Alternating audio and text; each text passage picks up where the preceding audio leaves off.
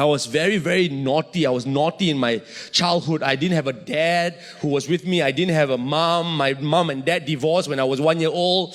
And I had grandma. Grandma came from China. She didn't speak any English except bad words. And she only knew one cartoon name, which was Mickey Mouse. One morning, because I don't have money, I don't have money. We were poor, so poor that we had to go to Kentucky Fried Chicken and lick other people's fingers. And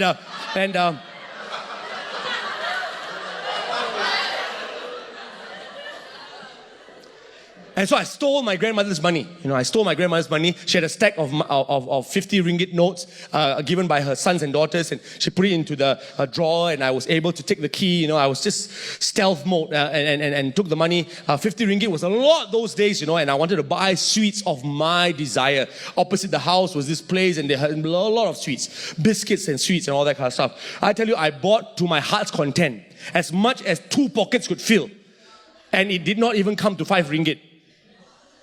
So I had 45 ringgit plus in my hands, pockets full, and some sweets in my hands, and I was chewing some. And I'm walking back to my house, and my grandmother is awake. She knew that the money was stolen. She says, "Kenny boy, come here." So I come here to hear her ask the question, "Why did you steal my money?" All in Cantonese. Sometimes in Cantonese it sounds even worse. I said, "I didn't." I was shivering already.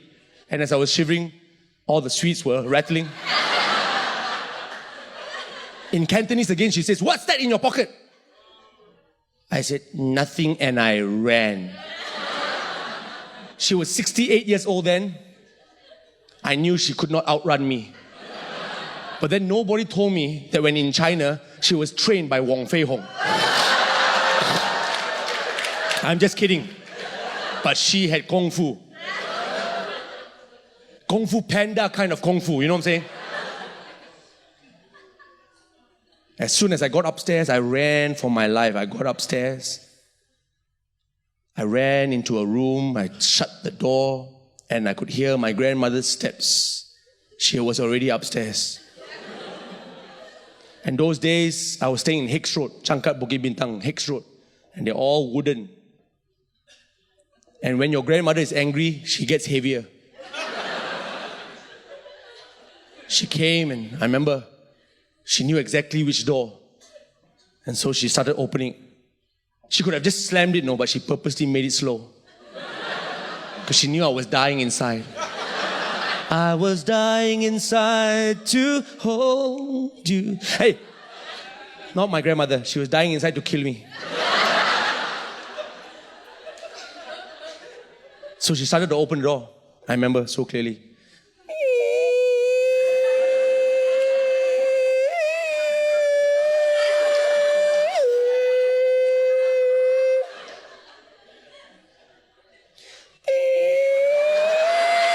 Hey, those days are the doors very big one.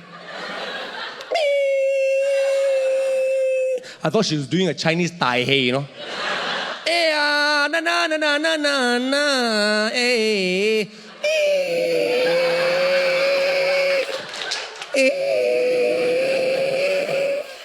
I could hear her panting from the back of the door. My word, I made her run.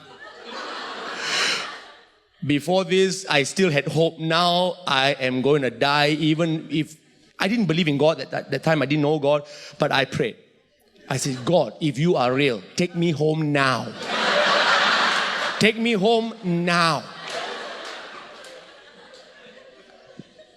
And my grandmother came, panting, deep breath.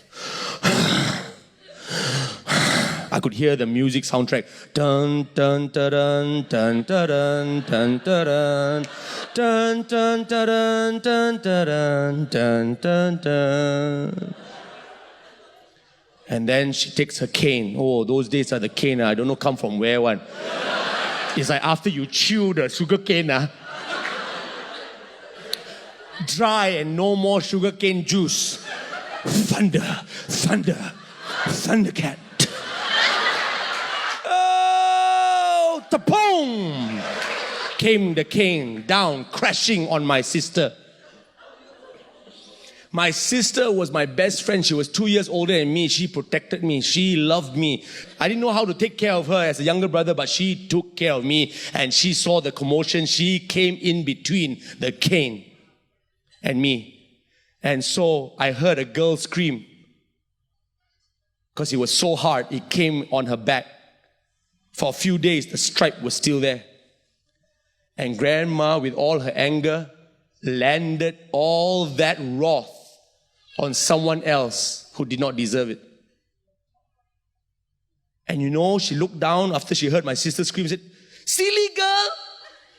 You know, those days they scold you like that one. "You stupid girl! You're going to kill your brother if you keep doing this. You're going to kill your brother, you know. So stupid." But you know, she had no more strength to hit me. Because all the wrath, all the anger, all the frustration landed on someone else. And when it landed on Jesus, God said, "It's enough. All my anger, all my wrath, for all the sin, or for turning away from me, for loving other gods, for following idols, you know, for rejecting me, for disobeying me, for breaking my laws. I had all this anger pent up, and I was patient, I waited, and finally the punishment actually belongs to us. But Jesus came in between, and he got the stripe. And by his stripes, we are made whole. And so God says, "Enough. I'm angry no more. I'm angry no more. It's done. It's done. Someone has taken the punishment. It's done." Jesus took the price. He paid the debt. He paid the debt that we could not pay. And God says, "Done. My son, rise. Rise from the grave. You have done what is needed. You have done all that's needed.